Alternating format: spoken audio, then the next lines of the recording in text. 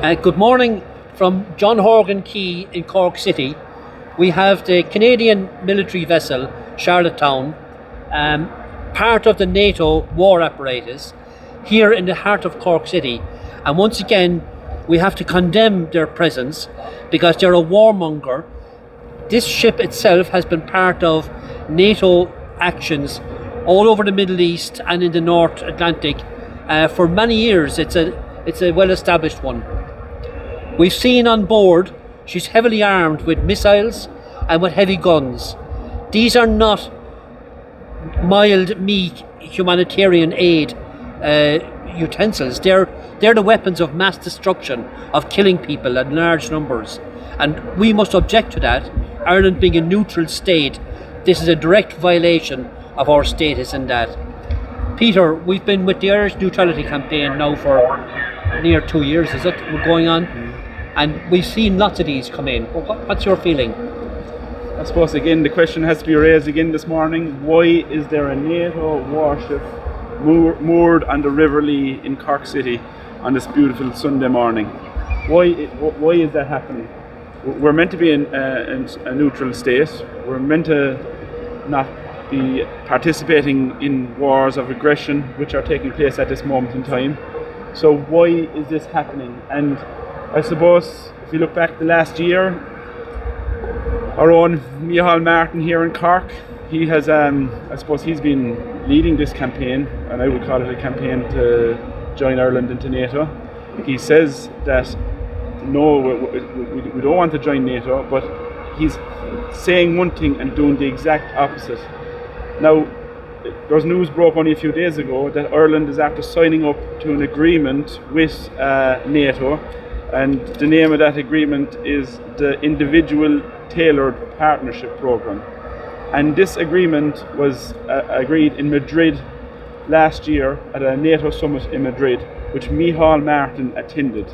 Now at that time, Micheál Martin was questioned on why he was attending this summit for NATO, and he just said he was attending just as a representative of Ireland, and there was no agreements or nothing going to happen. And now here we have an agreement that has been signed, and so it was kept under wrap. Yeah, we didn't hear about this. Yeah.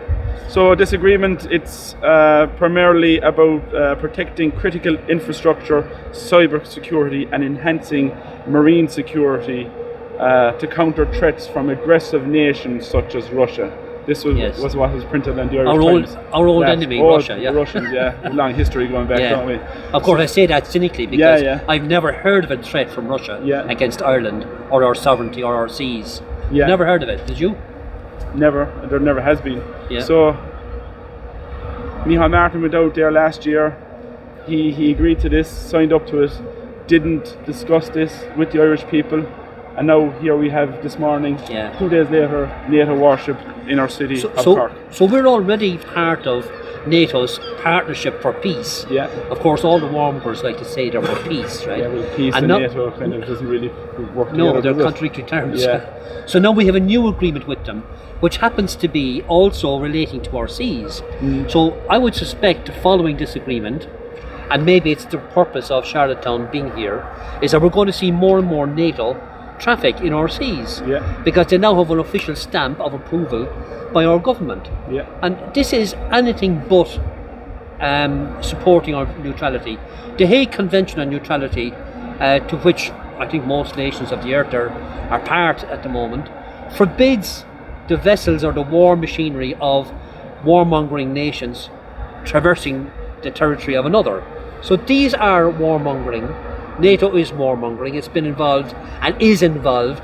It's still involved as the pretext, if you like, and the backer of the terrible tragedy which has taken place in Ukraine. And of course they're up to their eyes. We've even had NATO generals visiting recently Palestine and spending time with the Israeli Defence Forces famous Gaza division, who apparently have the greatest experience in anti-terror. So NATO are up to their eyeballs in supporting aggressive war, anything but peacekeepers, and we're getting more and more in bed with them. Let's go back a few years. NATO, Iraq, 1.2 million people dead. to prevent weapons of mass destruction. There was no weapons of mass destruction in Iraq at that time. Syria, Yemen, Libya, destroyed Libya. Let's look. So now we have the Ukraine. 700,000 people now estimated to be dead.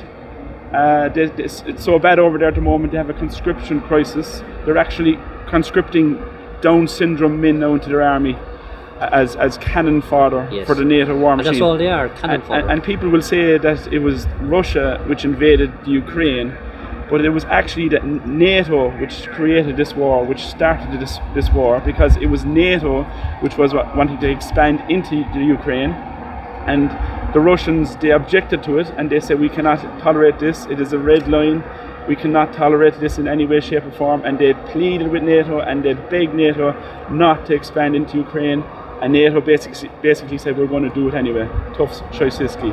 And as a result, the Russians had to, and this is what an officer in the Irish Army told me, he said the Russians were left with no option but to do what they did.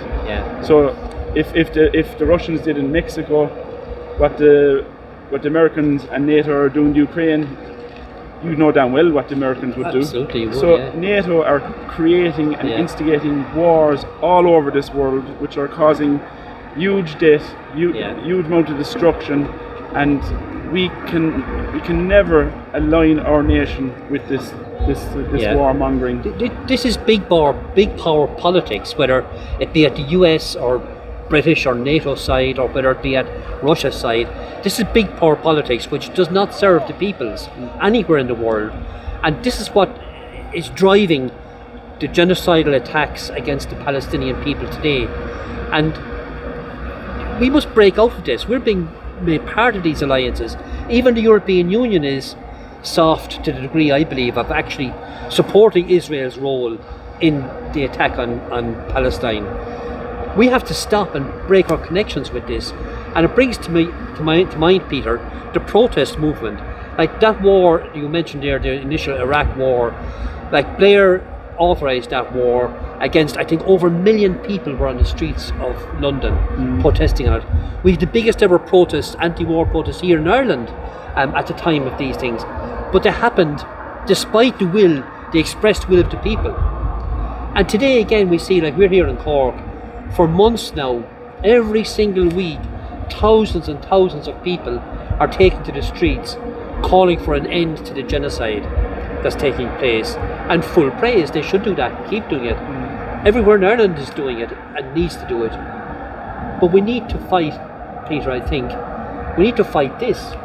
This is warmongering on our doorstep. So I would encourage anti-war activists to take a stand against these ships and against NATO's use, or US Air Force use, of Shannon Airport and anywhere else that they raise themselves. And we need to challenge our own Taoiseach and the political forces which allow these international agreements to be made secretly, which compromise our sovereignty. We're living in a dangerous world. Yeah, and ultimately this is an issue of democracy. And the people of Ireland have stated time and time again, over and over again, the vast majority of the people of Ireland have stated that we want nothing to do with war, death and destruction. We want nothing to do with NATO. Even Micheál Martin there last year, he had his forum on neutrality here in Cork. He had it in Galway and Dublin as well. And we attended that forum. And we left Micheál Martin with absolutely no doubt in his mind whatsoever that the people of Cork wanted absolutely nothing to do with NATO. And yet he railroads the Irish nation and all its people into this military alliance.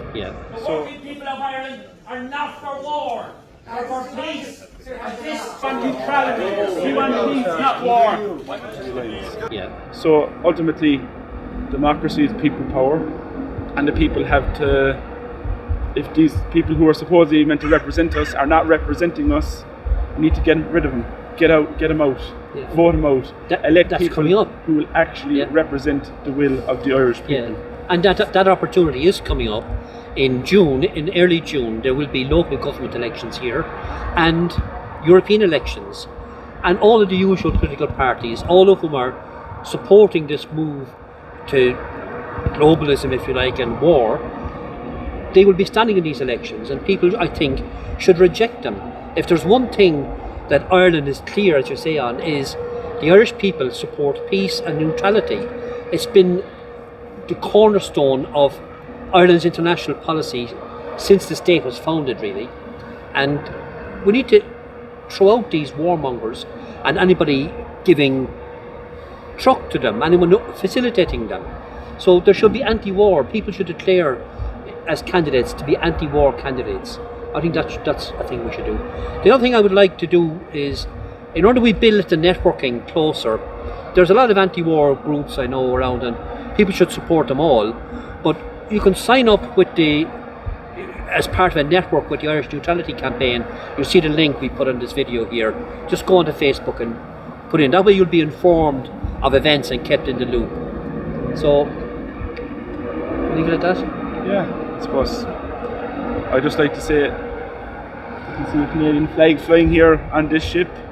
I am actually a dual Canadian citizen myself, and those personnel on that ship, they are welcome here, and all Canadians are welcome in Ireland in their own private and personal capacity with open arms. Yeah. But as members of a military organisation such as NATO, we don't want them here in our seas, in our skies, or on our land. We want no part of NATO on our peaceful island. Yeah, here. Thank you.